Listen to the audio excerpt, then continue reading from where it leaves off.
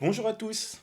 Dans ma précédente série de vidéos, ma mini-série, j'avais évoqué, euh, pour parler du low-code et du no-code, les problématiques de dette technique. Et j'avais dit que j'allais faire une vidéo. Bon, finalement, elle arrive assez rapidement parce que le support était prêt, parce que j'avais fait les recherches que je voulais. Donc aujourd'hui, on va parler du monstre qui nous ronge tous et qui enquiquine toutes nos DSI, la dette technologique, la dette technique. Jingle!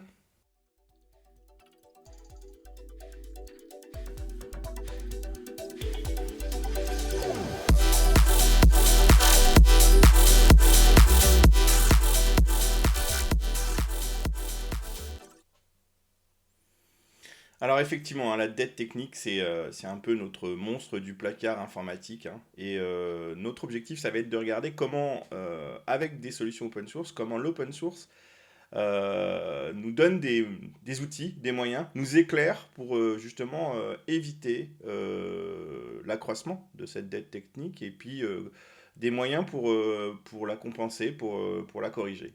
Alors là, le petit monstre, il a l'air très gentil, hein, on dirait plus un monstre à la monstre et compagnie. Vous allez voir que la bête n'est pas si gentille que ça. Alors, le scénario finalement, on connaît pratiquement tous. On va essayer d'illustrer de façon un peu sympa. Le lundi matin, 9h05, on a le chef de projet qui arrive avec un grand sourire aux lèvres et puis qui explique à tout le monde moi j'ai une super idée, on va rajouter des super fonctionnalités dans l'outil et puis en plus effectivement je me suis un peu engagé donc il faut que ce soit en prod pour vendredi.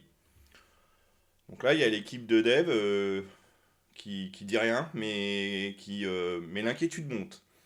Pour vendredi, alors là ils sont tous terrorisés ils savent très bien que le code qui est en dessous il a évolué plein de fois, il est devenu difficilement maintenable, il y a beaucoup de choses qui n'ont pas été mises à jour, il y a des dépendances qui ne sont pas à jour, bref, rajouter quelque chose, ça va vouloir dire potentiellement travailler sur cette partie de code, et là, personne ne dit rien. Bon, le lead dev, lui, il se sent obligé de dire quelque chose. Il dit, de toute façon, on n'a pas le choix, donc challenge accepté. Il y a quand même la petite goutte au front, là, hein. Euh, on va faire un petit ajustement temporaire pour que ça passe. Bon, alors le coup de l'ajustement temporaire, du scotch pour que tout fonctionne, on va en vite en voir les limites. Alors, ce qu'il faut aussi se dire, c'est que finalement, il n'y a pas besoin de... Voilà, je vais vous spoiler dès le début. Le temporaire, dans ces cas-là, et bah, il va être temporaire pendant très longtemps. Et puis bah, là, sur ce projet, bah, là, ça fait 3 ans que ça a été fait. Et ça fait 3 ans qu'il y a ce code temporaire qui n'a pas bougé. Et ben la tête technique, c'est ça. C'est le fait de se dire, on a les fonctionnalités qui arrivent en permanence et on doit répondre le plus vite possible pour les fonctionnalités, advienne que pourra. Alors ça c'est une des parts de la dette technologique, hein. On verra aussi que la dette technologique c'est aussi sur les socles sur lesquels s'exécutent les applications et on y reviendra un peu après. Donc pour donner une première définition, la dette technique, c'est l'ensemble des compromis ou des raccourcis ou des choses temporaires qu'on fait dans le cadre d'un développement qui sont négligés pendant le run d'une application et qui génèrent un décalage avec l'état de l'art. Donc là, sur ce que j'étais en train d'évoquer il y a quelques secondes, ce décalage avec l'état de l'art, c'est aussi que tous les enjeux pour mettre à jour les systèmes, pour remettre à jour les dépendances et ainsi de suite, tout ça, les budgets ne sont rarement prévus par le projet et du coup sont limités sur l'équipe, les ou l'équipe run qui est en charge de l'application. Le DevOps a essayé d'apporter des solutions sur ce genre de choses. Il en apporte quand on l'applique correctement, quand on fait de l'intégration continue. Mais malgré tout, tout le parc applicatif d'une entreprise est certainement pas sur des principes DevOps et encore moins en intégration continue. Et du coup, bah, y a une dette qui s'accroît dans les entreprises. Donc, cette dette technique, elle est grave parce qu'effectivement, elle implique une dette financière. Et cette dette financière, elle génère des intérêts. Qu'est-ce que je veux dire par là? C'est que plus on accroît cette dette, plus le travail, plus l'effort à produire pour le récompenser va être extrêmement élevé. Alors, on va encore, un peu comme la dernière fois, essayer de se donner un peu des images autour de ce sujet, hein, et puis d'évoquer les différents types de dettes. Celui qu'on a un peu illustré en premier, hein, c'est un peu, et qu'on avait déjà illustré avec le no-code, c'est le code rapide et sale. C'est le plat de nouilles, c'est le plat de pâtes au ketchup, hein, pour faire simple. Et là, il y a un algorithme qui marche, mais il est illisible, il est impossible à maintenir, et à chaque fois qu'on rajoute quelque chose dessus, on amplifie le phénomène. Donc c'est pour ça qu'on parle de ces fameux intérêts de la dette. Les architectures mal conçues. Et là, c'est le principe de la maison, comme dirait Jimi Hendrix, un château fait sur du sable, ou une maison construite sans fondation, c'est exactement la même chose. On veut ajouter une nouvelle fenêtre, une fonctionnalité, et alors là, il y a tout qui tremble, et on croise des doigts pour que ça se passe bien. Et ça se passe rarement bien, hein. Ensuite, il y a la dette, une des dettes les plus fréquentes, c'est la dette par le manque de tests. Effectivement, en faire des évolutions sur un système, si on n'est pas capable de garantir son fonctionnement par les tests et l'exécution des tests, encore une fois, on parle des bonnes pratiques de l'intégration continue, ça correspond à conduire les yeux bandés. Bon, essayez pas, hein, c'est juste une très mauvaise idée, la conduite les yeux bandés, hein, même sur circuit. Chaque mise en production, on va faire, au lieu d'exécuter des tests, on va aller faire une petite prière pour que rien se casse. Bon, bah c'est pareil, ça ne marchera pas. Je n'ai pas la peine de vous poser la question. Ensuite, il y a les problématiques de documentation. Donc là, pour le coup, la documentation, c'est pas forcément le sujet qui est le plus grave quand c'est la même équipe qui le maintient, mais ça devient très grave quand il y a du turnover, quand il y a du changement d'équipe. Donc une carte au trésor dessinée par un amnésique. Bon, alors là, il a fait sa carte au trésor, et puis finalement, tous les amers qu'il a mis pour essayer de se localiser, tous les points de repère, il se rappelle plus ce que c'est. Ben, on en est à peu près là. Le fait de manquer de documentation, ça veut dire que on va de toute façon pas être capable de maintenir correctement le logiciel. Et en plus de ça, on a les phénomènes de sachant historique. J'avais fait une vidéo sur le sujet, j'y reviendrai un peu plus tard d'ailleurs, qui vont rentrer en compte. Et c'est là aussi où normalement il faut essayer de faire de la documentation versionnée as code qui va finalement réduire l'effort, et il faut intégrer la documentation dans le processus de développement. Mais on va pas encore aller vers les solutions. Et puis le dernier, c'est que, et ça c'est extrêmement courant, pas de budget de MCO ou de MCS, et puis pas de CI/CD. Donc on fait tout à la mine, on fait tout en best effort, et puis on laisse se débrouiller les équipes ops pour essayer de traiter ça comme il faut, sans budget et ainsi de suite, alors qu'elles ont le run et l'incidentologie à traiter.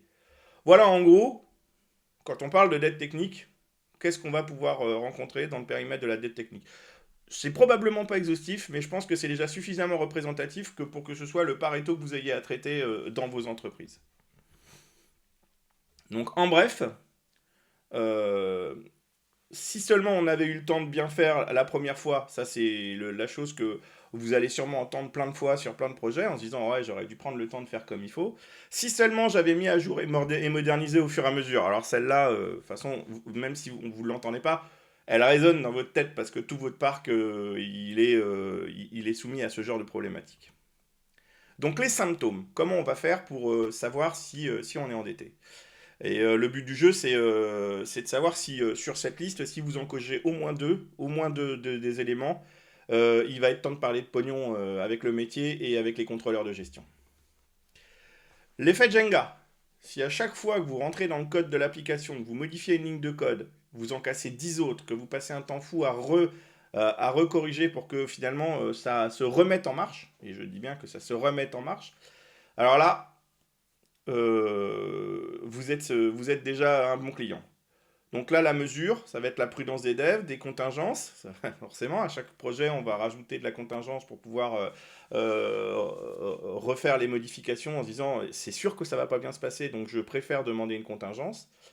C'est une augmentation des bugs en production. Donc ça, c'est ce que vous voyez. Quand vous voyez que les devs, ils sont sur la défense, la défensive, comme ça, que ça serre des dents à chaque fois qu'on demande une évolution, on en est sûr. Parce qu'effectivement, vous n'êtes peut-être pas dans l'équipe dev, je sais pas à qui, ça dépend des profils à qui s'adresse cette vidéo, mais il s'adresse à tout le monde, c'est-à-dire depuis le développeur jusqu'au décideur, jusqu'à n'importe qui. Voilà, j'essaye de donner les mesures à chaque fois. Deuxième Deuxième symptôme. Le savoir tribal. Et là, on est exactement sur la thématique de ma vidéo sur le sachant historique. Je vous renvoie à cette vidéo.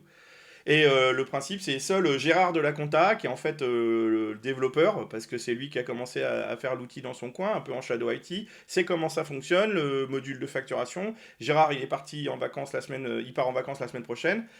Ce qu'on mesure, c'est un manque d'experts en cas de crise et puis le RTO répercuté, hein, le RTO qui va être percuté, pardon. Le RTO, c'est ce qu'on appelle le Recovery Time Objective.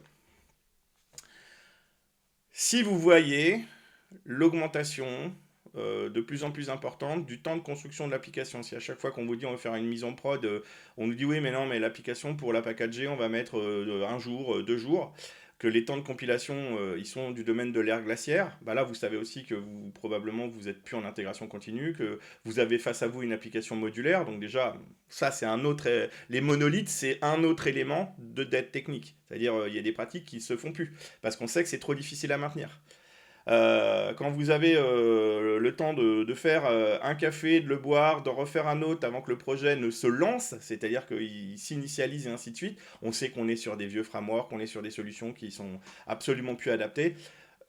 Voilà, c'est plein d'éléments. Donc il y a le build time, il y a ce qu'on a vu dans les 12 factors, hein, la capacité à pouvoir démarrer le plus vite possible et à être redémarré le plus vite possible, et puis les signaux du monolithe. Ensuite, on a ce que moi j'appelle l'Ops Deny, la peur du déploiement. À chaque fois que l'Ops voit arriver une nouvelle version de l'application, le premier réflexe, c'est non. Il n'y a même pas à essayer de savoir de quoi est faite l'évolution. Ça fait 5 fois que ça plante les dernières. On a des incidents sur change en permanence. Non, non, moi je ne veux plus entendre parler d'un change sur cette application. Donc, on se dit toujours c'est une mauvaise idée de faire des mises en production le vendredi. Oui, parce qu'on a l'habitude que ça se passe pas bien et que comme on fait des changes pas assez souvent, qu'on n'est pas sur la volonté de transformer le change en non-événement, bah, on a plein de signaux. C'est encore des signaux de dette technique. Les bugs fantômes. Alors ça, les bugs fantômes, c'est bah, des fois de temps en temps, il y a un truc qui marche plus, et puis ça remarche, et puis ça marche plus, et puis on a l'impression que ça défie les lois de la logique, c'est juste parce qu'on a du mal à avoir une analyse comportementale qui est correcte. Ça, c'est un révélateur de tous les autres problèmes, ou presque. C'est-à-dire, finalement, celui-ci, quand on commence à avoir, justement à cocher ces cases, celui-ci, les fantômes sont pas loin. Et puis enfin, il y a des signaux qui sont finalement des métriques rapides, je vais dire. Le fait de ne pas avoir de SBOM, de générer, ou alors là, c'est même plus une métrique rapide, hein, c'est un red flag pour le coup. Le SBOM red, c'est-à-dire le Software Binning of Material, qui est au rouge, c'est-à-dire l'ensemble du listing de fichiers de dépendance, des dépendances qui sont utilisées dans le logiciel, qui sont générées, et qui démontre que tout est percuté, que tout est obsolète, ou qu'il n'y en a pas, et ben ça, c'est le red flag. Ça, c'est clairement notre red flag en disant, bah là, on est face à un projet qui ne fait absolument pas attention à la gestion de ses dépendances. Et disons que c'est grave pour la dette technique, mais c'est aussi grave pour les problématiques de sécurité. Je pense qu'on en a déjà largement discuté. Mais du coup, dès que vous voyez un scan qui passe au rouge, eh ben c'est le pur red flag. Celui-ci, il se suffit à lui-même. Alors pourquoi c'est grave la dette technique? On en voit, je viens déjà de le préciser hein, sur les aspects sécurité, c'est évident en fait qu'on prend des risques énormes, mais on a aussi des impacts en QS. On va essayer de détailler un peu plus. Ignorer la dette technique, c'est un peu comme si vous ignoriez une petite fuite sous un évier. Sur les premiers jours, il n'y a pas trop de soucis, ainsi de suite, mais on arrive vite à une petite flaque. Ensuite, ça va être une grosse flaque, et puis à la fin, on a une énorme piscine. La cuisine, elle est esquintée, les voisins, ils se sont fait noyer, ils sont en colère. Donc, il y a ce qu'on appelle un principe d'aggravation. Plus vous allez laisser la dette technique s'installer, plus la façon de la compenser va être compliquée, et donc on est face à une vraie problématique d'aggravation. Cette aggravation, elle va demander, et en plus de ça, elle va demander, si jamais on n'essaye pas de traiter la panne, de traiter le problème, mais de corriger les effets, ça va générer de la consommation de bande passante pour faire du nettoyage régulier. On se dit, bon, bah c'est pas grave, là, si j'ai qu'une petite flaque des fois de temps en temps, je donne un coup de serpillière, on n'en parle plus. Oui, oui, quand on fait le calcul à la fin de ce que ça nous a coûté en termes d'utilisation de la serpillière, on se dit que finalement, on aurait peut-être, au bout d'un... les courbes entre le temps passé et la bande passante consommée à nettoyer et à corriger, au bout d'un moment, elles vont se croiser. Le but, c'est justement d'avoir une vision objective. Moi, j'ai envie de vous dire, cherchez même pas à avoir une vision objective. Il y a un problème, on le corrige. Parce qu'on ne sait pas les conséquences qu'il va avoir derrière. Et donc, qui dit bande passante dit coût et coût de l'aggravation. C'est-à-dire, c'est ce que je vous explique, plus ça va aller, plus cet impact va poser des problèmes. À chaque évolution, on va avoir des problématiques induites à cause de ce problème. Donc, il y a des principes d'aggravation qu'il faut tout de suite prendre en compte. Un des aspects souvent négligés, c'est le ralentissement ou l'anéantissement de l'innovation. Votre TGV de l'innovation, bah, il va se transformer en machine à vapeur, voire il va rester au technocentre pour être réparé parce qu'il avance plus du tout. Et ça, c'est dramatique parce que ça veut dire que votre entreprise, elle ne fait plus que générer de la valeur récurrente, mais elle ne génère plus de valeur supplémentaire par l'innovation. En gros, elle est pas bien, hein. Une des conséquences, c'est qu'aussi, il y a des facteurs humains qui vont être à prendre en compte. La frustration des équipes. Il y a des développeurs talentueux qui n'aiment pas passer leur journée à corriger des plats de spaghettis ou dénouer du code tout pourri ou essayer de faire évoluer du code tout pourri avec des moyens qui ne sont pas adaptés. Qu'est-ce qui va se passer? Bah, ils vont partir. Ils vont aller à l'endroit où l'herbe est plus verte et puis ils vont aller s'éclater sur un projet où on a compris les enjeux et les besoins en termes de financement pour traiter la dette technique. C'est une augmentation des coûts. À chaque fois que vous allez vouloir rajouter une nouvelle fonctionnalité, une nouvelle fonction, un nouvel écran dans une application web ou quoi que ce soit, et ben vous avez fait, finalement, vous allez prendre plus de temps à corriger et à remettre en marche qu'à implémenter réellement la fonctionnalité. Et en plus, la mise en place elle-même de la fonctionnalité va être compliquée parce que les solutions sur lesquelles on doit le faire ne sont pas à l'état de l'art. Et le temps, c'est de l'argent. J'ai déjà largement discuté de l'impact en sécurité, les vieilles librairies non mises à jour, c'est des portes d'entrée pour, le premier hacker venu, hein. C'est comme si vous mettiez un panneau, ici on accepte tous les hackers, quelles que soient leurs origines. Non, non, c'est peut-être pas une bonne idée. Alors, on va essayer de chercher le vrai coupable. Là, on voit notre petit monstre ressortir, on se dit, mais qui c'est ce monstre en fait? Ouais, il a l'air cool, hein. Je vous le dis, il est pas cool, hein. Le vrai coupable, il est autour du budget qu'on veut répartir sur le besoin fonctionnel versus le besoin opérationnel. Il est tout le temps caché là. Et on s'aperçoit que le petit monstre, hein, il se nourrit de la priorisation systématique du besoin de fonctionnalité versus le besoin opérationnel. Et finalement, c'est pas illogique. On se dit, mais on a besoin de ces fonctionnalités. On veut développer du newbies. Le problème, c'est qu'il faut que les gens qui demandent la fabrication des applications, qui sollicitent la mise en œuvre d'un outil, comprennent que ça fait partie de la fourniture fonctionnelle que de traiter la mise au point et la montée de version opérationnelle. Sinon, bah, on se retrouve avec tous les problèmes qu'on a évoqués. Et finalement, ils se condamnent eux-mêmes, en ne gérant pas bien cette priorisation, ils se condamnent à payer de plus en plus cher toutes les fonctionnalités qu'ils veulent mettre en place. Alors le dilemme, je viens un petit peu de le pointer, mais les budgets, ils sont alloués au projet pour des fonctionnalités visibles. Et c'est là, voilà, pourquoi effectivement je reviens là-dessus, c'est ce côté visible. Ce qu'il faut développer dans l'entreprise, c'est rendre visibles les enjeux et les besoins de MCO et de MCS. Et souvent, ils sont invisibles. Ils sont invisibles parce que souvent, c'est géré par des entités opérationnelles qui sont perçues comme des centres de coûts et beaucoup de gens vont s'évertuer à considérer que ce sont des centres de coûts. Il faut donc trouver une façon d'intégrer leur activité dans la phase budgétaire pour démontrer que c'est un apport de valeur. Que les fonctions portées par les opérationnels ne sont pas des coûts, mais de la valeur. Et c'est compliqué parce que tous nos mécanismes de fonctionnement dans les entreprises sont souvent faits pour qu'on oublie un petit peu cet aspect valeur porté par le run et les activités du run.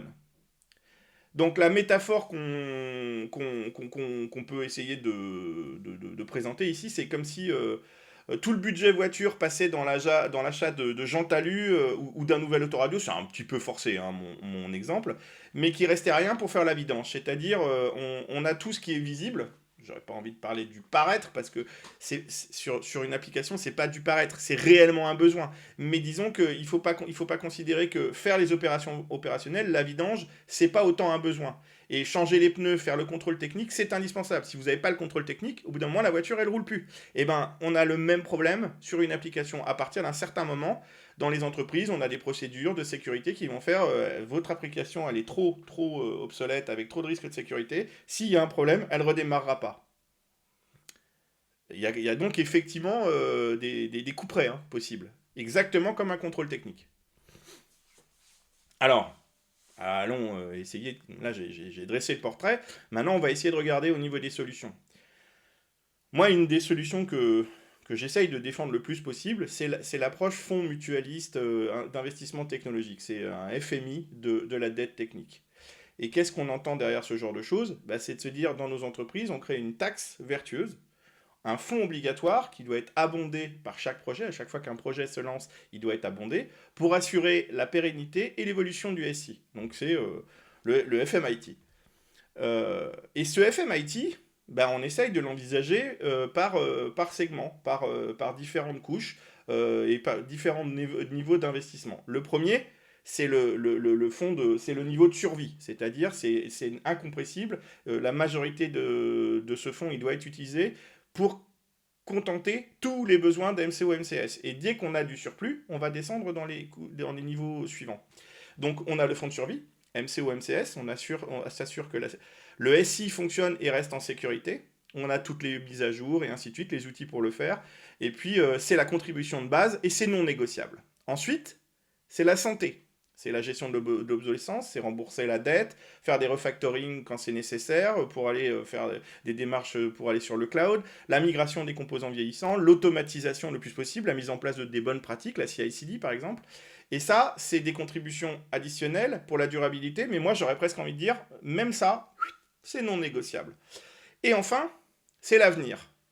Quand on a effectivement cette taxe qui a permis, et puis que l'amélioration continue a permis de faire en sorte que cette taxe permette de dégager de la valeur supplémentaire, cette valeur, elle doit être utilisée pour l'innovation. Elle doit permettre de financer des POC, explorer des nouvelles technologies, préparer le futur. Et donc ça, c'est la part excédentaire du fonds ou les contributions volontaires pour les projets les plus visionnaires. Donc on passe d'une logique, c'est ce que je dis depuis tout à l'heure, on passe d'une logique de coût et de coûts subis à une logique d'investissement durable et partagé. Donc c'est là où on voit qu'on retrouve un petit peu des choses que j'ai déjà présentées, et c'est là où on voit qu'il y a des choses qui vont être raccord avec l'approche open source. Donc la solution miracle, c'est fou ça, il n'y a pas de baguette magique. Un jour, s'il y a quelqu'un qui me trouve une baguette magique, il me l'amène parce que ça m'intéresse, pour tous les sujets. Hein. Moi d'ailleurs, ça me fait rigoler parce que c'était un cadeau d'anniversaire que ma mère me demandait régulièrement, elle nous demandait régulièrement. On n'a jamais trouvé la baguette magique. Bon, s'il y en a un qui la trouve, je suis preneur.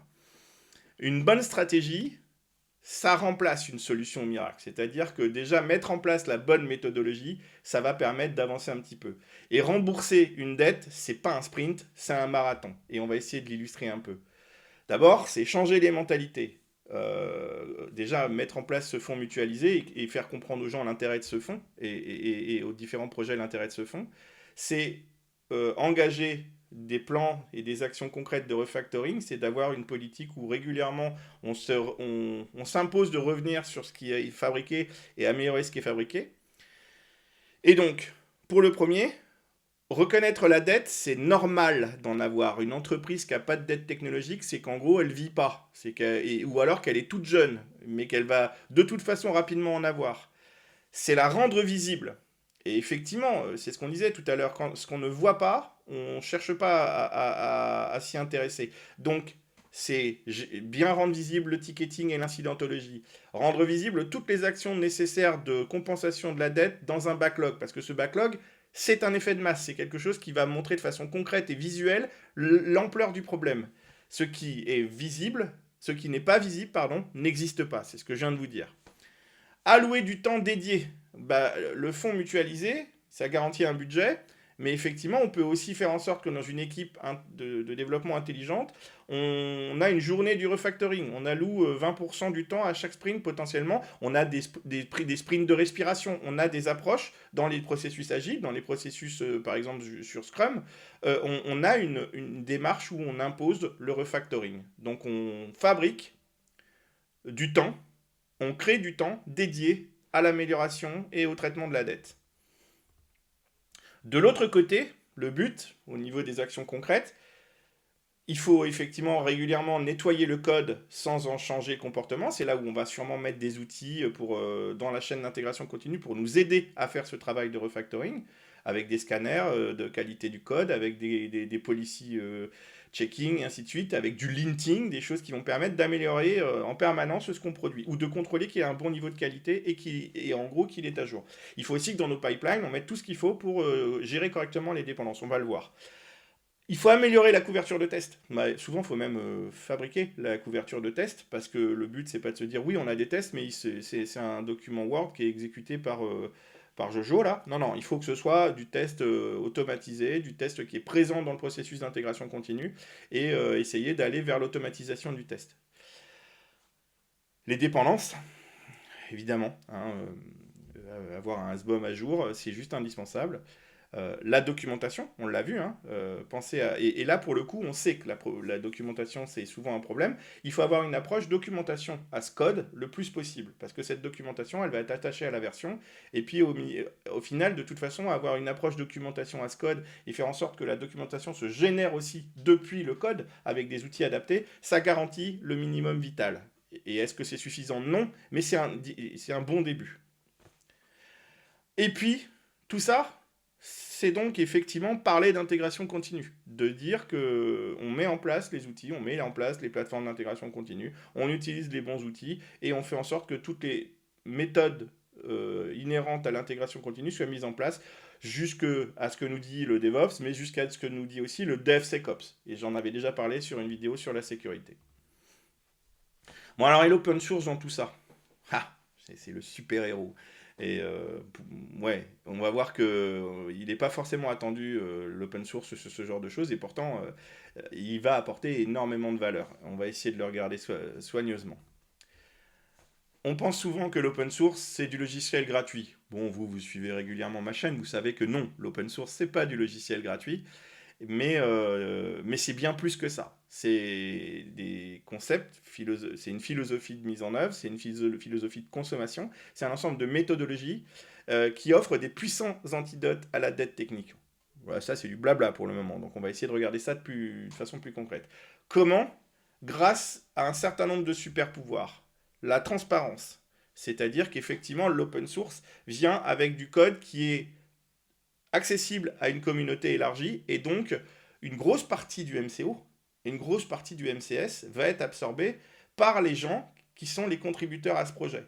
Donc effectivement, plus on utilise de briques open source, plus on réduit la charge en MCO, MCS, parce qu'elle va être portée par une communauté.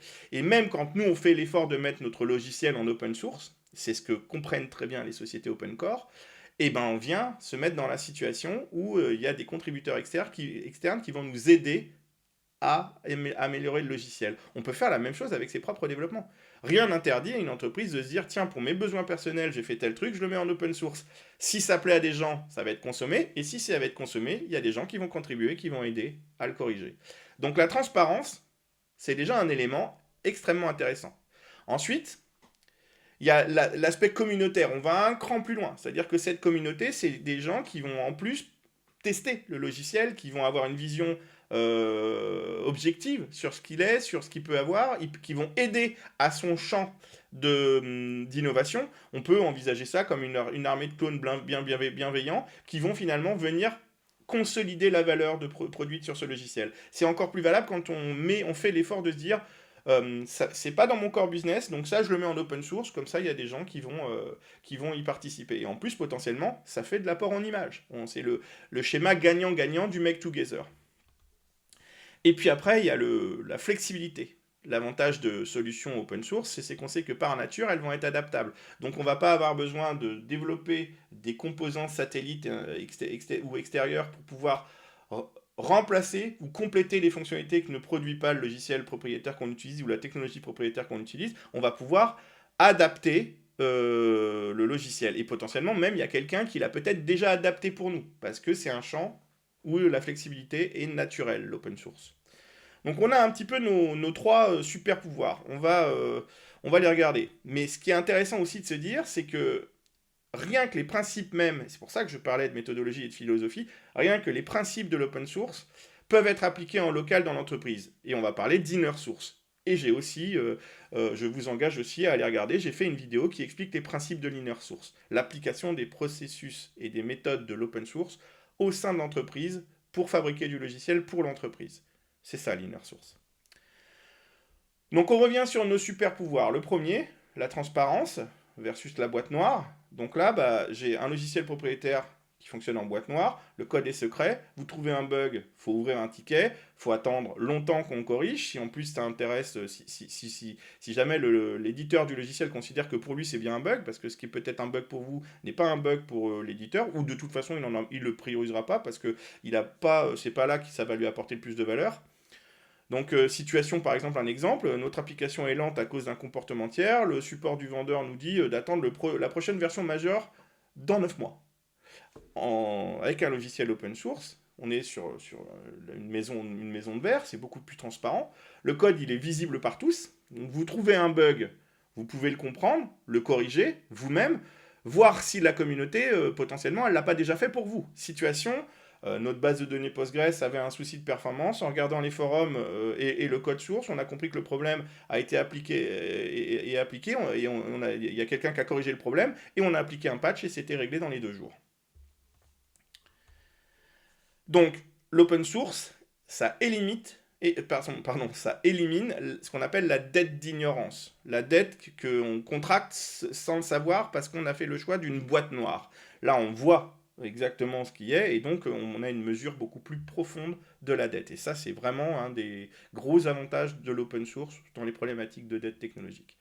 Notre deuxième super pouvoir, c'est la communauté versus l'isolement. D'un côté, je vais avoir effectivement une librairie open source populaire, elle n'est pas maintenue que par une petite seule équipe, elle est maintenue par des milliers de développeurs à travers le monde. Maintenant, par contre, effectivement, qu'est-ce qu'elle porte? La détection des failles, des milliers d'yeux qui scrutent le code en permanence. Alors, encore une fois, hein, si on choisit les bonnes solutions open source, euh, je veux prendre pour exemple justement Log4j. La faille de sécurité Log4j, elle a été identifiée dans un temps record grâce à une mobilisation mondiale. Et effectivement, c'est parce que cette faille, elle est visible parce qu'il y avait des développeurs qui étaient susceptibles de la revoir. Ce qui est plus intéressant, c'est pas tellement la détection, c'est la correction qui est proposée dans les délais les plus rapides. La pérennité. Donc si jamais on fait le choix d'un produit propriétaire, si l'entreprise qui le produit défaille, c'est terminé. Ou si elle fait un choix de se faire racheter et ainsi de suite, que l'entreprise qui la rachète, elle se dit que c'est pas dans son core business, qu'elle sucre le produit, et c'est déjà arrivé à de nombreuses reprises, et bien là on n'a plus que nos yeux pour pleurer parce qu'il va falloir soit accepter de suivre ce que veut nous faire consommer la nouvelle société, soit changer de produit et puis avoir à traiter toute la problématique de changement de produit. De toute façon on aura du changement à traiter. Dans l'open source, il y a plusieurs alternatives, il y a le fork, il y a la continuité d'un fork porté par d'autres personnes. Il y a des solutions. Le support. Ça, ici, je ne parle pas du support contracté, je parle du vrai support, de la vraie valeur du support, qui, elle, en gros, nous dit, vous n'êtes jamais seul. C'est des logiciels qui sont librement accessibles, donc le savoir est librement accessible, donc les gens vont pouvoir librement vous aider. Et plus le projet est dynamique, plus le nombre de personnes va être important. Donc l'open source permet la mutualisation de l'effort de maintenance. Et ça, c'est quand même extrêmement important. Le troisième super pouvoir, c'est la flexibilité versus le verrouillage, versus le vendor locking. D'accord? Pour être plus clair. Donc, le vendor locking, c'est quand vous êtes prisonnier d'un fournisseur, on l'a déjà un peu illustré sur les autres super pouvoirs, et que si le prix augmente, si la technologie stagne, si l'entreprise défaille ou qu'elle se fait racheter, en gros, c'est dommage pour vous. Avec l'open source, vous redevenez le maître du jeu. Vous avez ce qu'on a vu, hein, la possibilité de fork, vous avez la possibilité d'interopérabilité parce qu'il y a forcément quelqu'un qui aura fait en sorte que ça puisse interagir avec telle ou telle autre solution, et ça va pas se faire à des solutions à la Frankenstein, quoi, ou avec des choses qui seraient beaucoup moins réversibles. On va essayer de trouver un exemple concret. Une entreprise qui est coincée avec un vieux système de messaging propriétaire, impossible à intégrer avec les nouveaux outils modernes, ils font le choix de migrer sur un RabbitMQ en open source. Et puis le résultat, ils ont créé des ponts vers toutes les nouvelles applications qu'ils ont. Ils réduisent ainsi une énorme dette architecturale. Là, on ne parle pas de dette d'architecture applicative, on parle d'une dette presque d'urbanisme pour le coup, parce que cette approche peut être appliquée à un écosystème applicatif. Je vais conclure ma présentation, ma vidéo, et je vais essayer de souligner un petit peu tout ce qui pour moi est vital quand on parle de dette technologique. Le premier aspect, la dette technique, elle est inévitable. Ça sert à rien de croire que vous allez jamais en avoir. Le but du jeu, ça va être de la limiter et de la compenser le plus vite possible. Et pour ça, le déni est à éradiquer. Il faut accepter qu'on a de la dette technique et qu'elle est importante à gérer. Il ne faut pas faire comme si, oh, c'est pas grave, on laisse le logiciel dans son état, de toute façon on n'y retouchera jamais. Oui, oui, on va forcément y retoucher. Donc on doit gérer cette dette, on ne doit pas la nier, et on doit accepter qu'elle est inévitable et que de toute façon on va en fabriquer, il faudra la traiter. Que le MCO, que le MCS, ce sont des activités obligatoires, mais que ce ne sont pas des activités qui sont dénuées de valeur. Et donc effectivement, on en arrive au pan budgétaire, au pan pognon à un moment. Hein. Effectivement, il faut trouver des solutions pour faire en sorte que les activités nécessaires, MCO, MCS, soient financées. Qu'elles soient financées. Moi, mon approche, c'est celle du fonds mutualisé qui va être effectivement alimenté au fur et à mesure par tous les projets. Un nouveau projet qui se lance, il alimente le fonds, et ce fonds, il sert à faire les activités de roulement du traitement de la dette technique. Et vous le savez, l'open source, c'est pas une baguette magique, mais c'est effectivement un allié stratégique, c'est un choix stratégique d'aller sur l'open source, parce que ça apporte la transparence, parce qu'il y a la force des communautés, parce qu'il y a la flexibilité nécessaire pour garder le contrôle sur les technologies que vous utilisez.